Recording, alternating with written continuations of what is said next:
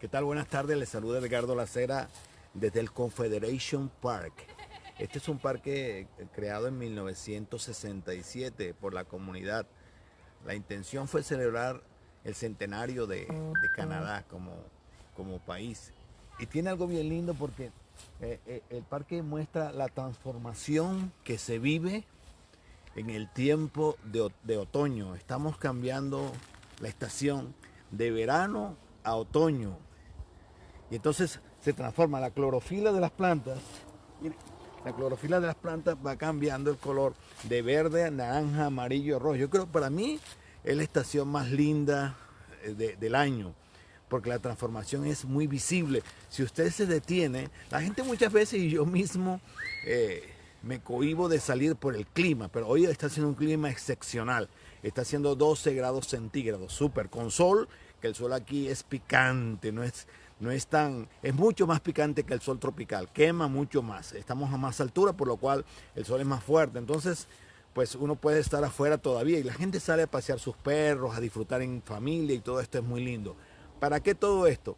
Para mostrarle la serie que hoy comenzamos, Transformación, así se llama la serie que hoy comenzamos. Y precisamente, como decía hace un momento, la clorofila de las plantas, las hojas, se van transformando de verde, pasan luego a naranja, a rojo, a amarillo, y luego llega un momento en que sopla una brisa fuerte cuando ya está terminando el otoño y comienza el invierno y quedan los árboles, las plantas, todo esto que usted ve aquí, excepto estos dos, que son spruce, quedan desnudos, porque todo se transforma.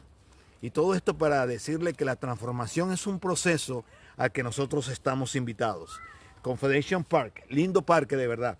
Henry Woodman creo que fue el que gestó la idea de que este parque se fundara con el fin de preservar la naturaleza. Había un concepto inicial acerca de parques con playgrounds para que los niños se divirtieran, pero luego se transformó en lo que es hoy el Confederation Park. Un parque donde se guarda la naturaleza, donde la gente viene a disfrutar de la paz y la tranquilidad. Y muy cerca, está en toda la ciudad. Así que si viene a Calgary, visite Confederation Park. Es un parque hermoso. Quería decir esto porque durante muchos años yo mismo fui como líder, como pastor incluso, guié a muchas personas a una oración de guianza en la que personas de buen corazón, con una buena actitud, decidían recibir a Cristo como Señor, Salvador y líder de sus vidas. Pero al mismo tiempo veía como muchas de esas personas volvían atrás porque se generaban una falsa expectativa acerca de lo que podría haber pasado cuando tomaron esa decisión. Estas personas asumían, si yo recibía al súper eminente Dios, al todopoderoso Dios en Cristo, lo recibí como Señor y Salvador, ¿cómo que mi vida sigue igual o incluso peor? Yo mismo, y esto es una historia real, ¿eh? Yo mismo, cuando en una ciudad diferente a la mía, recibí a Cristo como Señor y Salvador, caminaba por las calles pretendiendo encontrar algún paquete lleno de dólares para que con ese dinero que Dios de pronto enviaba del cielo, transformara mi vida y entonces salía de mis deudas. Déjeme decirle que eso nunca pasó, porque lo único que cayó del cielo fue maná, no cayó dinero. Y muchas personas yo las comprendía porque generaban ciertas expectativas con respecto a recibir a Cristo como el líder de líderes, como el Señor de su vida, y no encontraban de pronto nada inicialmente. Esperaban que se suscitara un cambio, pero no pasaba absolutamente nada. Hay algo entonces que yo no sabía, como algo que estas personas, si de pronto usted no sepa, que muchas personas esperan que al hacer la decisión de fe, siguiendo a Jesús, todo se arregle, todo desaparezca, pero hay algo esencial que nosotros debemos saber. El liderazgo, sobre todo cuando nosotros decidimos que el líder de nuestra vida sea Jesús, el liderazgo implica un compromiso. No solamente decir una palabra de yo acepto a Jesucristo como mi Señor y líder, Salvador y bla, bla, bla, sino que eso implica un compromiso. Implica el compromiso de llevar un liderazgo diferente, un liderazgo distinto a cualquier tipo de liderazgo que usted haya llevado hasta hoy en su vida. Es un liderazgo que como así el otoño va entrando y va transformando las hojas verdes. Aquí todavía hay hojas verdes que usted puede ver, pero también hay hojas que han caído, que han cambiado de color. Hay unas que incluso están de color rojo, que están de aquel lado. Todo se va transformando. El liderazgo también es transformacional. Y lo más importante, el cambio debe comenzar desde adentro hacia afuera. Es un cambio de perspectiva. En este episodio de transformación nos ocuparemos del liderazgo más complejo, el liderazgo personal, lo que ahorita los motivadores, los inspiradores, los grandes pensadores, y sobre todo en un tiempo como en el que estamos viviendo de desarrollo humano, que me encanta el tiempo que estamos viviendo, porque estamos viviendo un tiempo de desarrollo humano del ser. Entonces se le llama autoliderazgo. Vamos a hablar de autoliderazgo en este episodio, pero del autoliderazgo desde la perspectiva de Jesús. El liderazgo efectivo, y todos coinciden en esto, comienza con nosotros, comienza desde aquí. Es decir, comienza en nuestro interior, desarrollo del ser. Antes que guiar a alguien, nos debemos conocer a nosotros mismos. Antes que guiar a alguien, nosotros debemos aprender a conocernos primero a nosotros mismos. Es fundamental en el liderazgo. Pero para el efecto, para comenzar a liderarnos a nosotros mismos, tenemos que hacernos dos preguntas fundamentales. La primera pregunta: ¿a quién pertenezco o a quién sigo? Primera pregunta. Hágase esa pregunta por un momento. ¿A quién pertenezco? ¿A quién sigo? ¿Cuál es mi audiencia? Me encanta porque aquí en Canadá aprendí algo. Aquí en Canadá aprendí que mi audiencia primeramente es Dios y segundo soy yo mismo. Esa es mi perspectiva. Entonces cuando llego a un four-way, que es donde tengo que detenerme para parar y hacer el stop, yo soy consciente de que debo hacer el stop no porque haya una luz una luz roja que me está deteniendo o un policía que me está viendo, sino porque Dios me está viendo y porque yo me estoy viendo. Es lo primero que hago para respetar las leyes. Entonces, primero, ¿a quién pertenezco o a quién sigo? Es la primera pregunta. Y la segunda pregunta que debemos hacernos es ¿quién soy? Primera, ¿a quién pertenezco o a quién sigo? Y segunda, ¿quién soy? Bien, la primera pregunta, ¿a quién pertenezco o a quién sigo? Tiene que ver con algo. Tiene que ver con la decisión que usted tome, que tú tomes con respecto a quién estás tratando de agradar. Como decía en un momento, quién es tu audiencia, quién realmente te está viendo, a quién realmente quieres agradar. Yo tengo algo que es una declaración de misión en mi vida. En mi misión tengo escrito todo con respecto a mi futuro, todo lo que deseo con respecto a mis hijos, basado en mis talentos, basado también en los talentos de mis hijos, los cuales he estudiado cada uno de ellos. En este momento estoy más enfocado, por razones obvias, en mis dos hijas menores, la de 15 y la de 12, una adolescente, una teenager, y una de 12 que está saliendo de su infancia, lo cual no es nada fácil, y sobre todo por el género, son niñas. Mi niña de 15 años muchas veces se siente incómoda y me lo dice cuando le limito el tiempo en internet. Cuando la levanto un sábado a las 10, 11 de la mañana a decirle vamos a hacer actividades. Cuando le exijo cada vez que llega del colegio que tenga una agenda organizada para actividades. No para hacer tareas, no para hacer homework, sino para desarrollar aún más sus capacidades. Ella escogió materias específicas que tienen que ver, muchas de ellas, con sus talentos. Entonces yo le digo, ¿cuál es tu hora de danza? Muéstrame, ¿en qué estás progresando? ¿En qué deseas mejorar? Ella muchas veces se molesta porque quiere actuar como una niña del común, por llamarlo así. Y me dice, papá, pero no sé, yo siento que tú me estás presionando. Y yo le digo, mi amor, ahora estás agradando a papá. Pero al agradar a papá, el beneficio lo recibes tú. Repito, al agradar a papá, el beneficio lo recibes tú. Cuando agradamos al Padre, el beneficio lo recibimos nosotros. Porque muchas veces cuando la Biblia nos enseña Por ejemplo, hay un pasaje en el libro de Efesios capítulo 1, para que usted no lo vea desde la perspectiva religiosa, sino que con inteligencia pueda discernir las razones por las cuales Dios establece sus preceptos. Entonces, la Biblia nos enseña que fuimos creados en última instancia para agradar a Dios. ¡Wow! La primera vez que yo escuché esto, casi me caigo de espaldas, porque digo, bueno, Dios me creó para que yo le agradara, entonces ¿qué hay de mí? Pero el mejor ejemplo que puedo hacer para ilustrarle este precepto es lo que me pasa con mis hijas y es lo que le puede pasar a usted con sus hijos. Sus hijos no lo entienden ahora. Sus hijos ahora no entienden la disciplina, pero luego la entenderán cuando estén grandes y pueden decir, wow, mi papá me enseñó.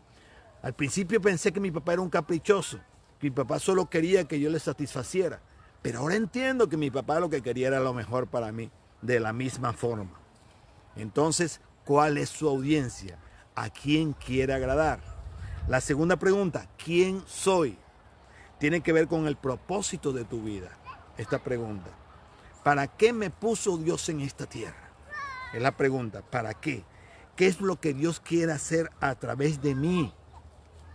Y a veces nos enfocamos en la perspectiva religiosa y pensamos, wow, de pronto tengo que ser un pastor o de pronto ir de misionero. No. Dios le dio talentos especiales. Al darle talentos especiales, esos talentos tienen un propósito. Y ese propósito agrada primeramente a Dios y cumple el propósito de Dios porque usted es una persona que vive para agradar a Dios. Así como suena así medio trabalenguas, así es. Mire lo que dice Efesios capítulo 1. Lo explica de manera clara y sencilla, como lo mencioné hace un momento. Busqué una versión muy simple para que usted no se complique. Mire lo que dice Efesios 1. Mire, incluso antes de haber hecho el mundo, Dios nos amó y nos eligió en Cristo para que seamos santos e intachables a sus ojos. Ojo con ese término santo. Santidad no es perfección. Santidad es la búsqueda de la perfección que no realizamos nosotros. La realiza Dios en nosotros con base en una decisión. Entonces, el versículo 5 dice, Dios decidió de antemano, o sea, antes de que usted naciera, adoptarnos como miembros de su familia. Entonces ya usted tiene una identidad. Ah, yo soy hijo de Dios. Entonces yo me identifico con las costumbres de mi familia. Yo vivo en Canadá, pero en mi familia hay costumbres que son muy latinas, porque nosotros rescatamos lo mejor del latino para adaptarlo a nuestros hijos que crecieron aquí, que son de aquí de hecho. Entonces nuestros hijos a veces tratan de traer costumbres que no son nuestras. Y yo fui claro al principio y ellos lo entienden muy bien porque están grandes al decirles, aquí vivimos de acuerdo a la constitución de esta familia. Entonces, ¿a qué familia pertenece? Dios le invita a vivir en su familia y luego dice, al acercarnos a sí mismo por medio de Jesucristo, a través de la obra de Cristo, usted por fe cree que Dios le acercó a usted a través de Cristo. Y dice al final, y quiero que se lo grabe, que lo guarde en su corazón, esto es precisamente lo que él quería hacer y le dio gran gusto hacerlo. ¡Wow! Yo cuando leo esto digo, a Dios le dio gran gusto hacer su obra para que yo perteneciera a su familia. Entonces, mi conclusión, y le invito a que usted medite al respecto, es, yo quiero ser una persona que pertenezca a la familia de Dios, vivir de acuerdo a la constitución de esa familia, porque sé que los beneficios son grandes, porque el Padre lo sabe. Si yo sé que es lo mejor para mis hijas, en el ejemplo que puse hace un rato, ¿qué tal Dios con usted y conmigo? Entonces, tu éxito en la vida depende de tu relación con Cristo y qué nivel de control permites tú que Él tenga de ti. No se trata ya de hacer un gran esfuerzo por no cometer un pecado. No se trata ya de preguntar qué es pecado y qué no es pecado para caminar por la línea delgada. Se trata de pertenecer a una familia con la cual me identifico y que en consecuencia yo actúo como miembro de esa familia, la familia de Dios. La pregunta, ¿estás dispuesto a entregar todo a Él y vivir como Él quiere que vivas y no como te veas impulsado por tu propio criterio vivir? ¿Estás decidido? Y repito la pregunta, ¿estás dispuesto a entregar todo a Él y vivir como Él quiere que vivas y no como te veas impulsado por tu propio criterio vivir? Hace poco me decía un muchacho, es que yo soy una oveja descarriada. Es cuestión de decisión. Uno decide a qué familia pertenecer. Uno decide a quién pertenecer. Lo más importante de todo esto es que el proceso de transformación se da con base en una relación. En este momento mi hijo está detrás de cámara. El proceso de transformación que él ha vivido no ha sido porque yo se lo he impuesto. De hecho, él no está aquí obligado porque yo se lo impuse. De hecho, es un adulto ya. Él está aquí porque ha entendido y ha tomado una decisión con respecto a saber que su padre lo guiará a lo mejor.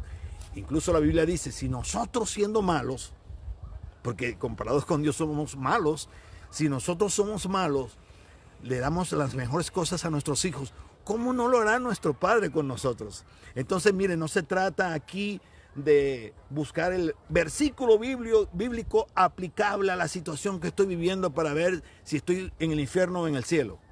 Aquí se trata de pertenecer a la familia. Aquí se trata de un Padre que nos está brindando todo el amor del mundo porque Él le plació, como dice Efesios capítulo 1, versículos 4 en adelante. Ahora, el resultado natural de decidirse a agradar a Dios, tanto como entregar el control de su vida, es un cambio de perspectiva. Es un cambio de perspectiva. Yo comienzo a cambiar de perspectiva cuando decido que Dios afecte mi vida. Es un proceso interno que Él va realizando. Yo fui el más desordenado de los hombres, créanme. Pero comencé a tener una transformación y eso me dio un cambio de perspectiva. Hace poco me preguntaba un muchacho en relación a una opinión con un meme que se dio en el grupo de Facebook acerca de si coquetear en Facebook era bueno o malo, que si era infidelidad o no. Yo le decía, es cuestión de perspectiva. Cuando yo voy a hacer algo o cuando decido no hacer algo, yo primeramente me pregunto, ¿eso agradará a mi Padre?